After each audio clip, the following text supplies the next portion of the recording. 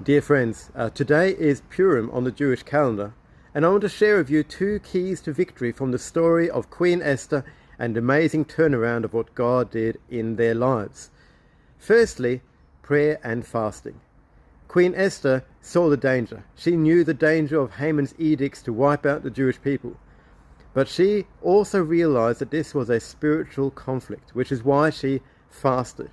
Fasting depends on God, God's power, God's strength to come through. So often in our battles, in the things that happen in our lives, we first rely on our own strength, our own ability, our own arguments, our own logic. But Queen Esther reveals that one needs to first depend on God, recognize that there's a spiritual nature to so much of the conflicts that we face, and that's exactly what she did. And that was a key to breakthrough for her. But a second key I want to highlight is that as she came to the king asking for mercy, the Bible says in Esther chapter 5 that she put on her royal robes. In the Hebrew it literally says that she put on her royal. She put on malchut. It doesn't say robes. She put on her royal. It was her royal identity of who she was.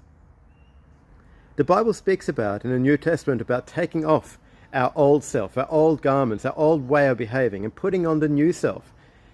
Taking off, in other words, old passions and anger and immorality, and taking off all this old nature and putting on the new nature which Jesus has given us, of love, of forgiveness, of tenderness.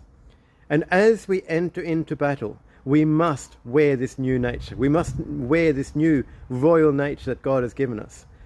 Because we're not fighting flesh and blood. We're not to come and argue on a natural level, not to come and seek revenge and be full of anger and hatred. Instead, we are to respond with the God kind of love, which we only can do as we put on His love, put on the new self.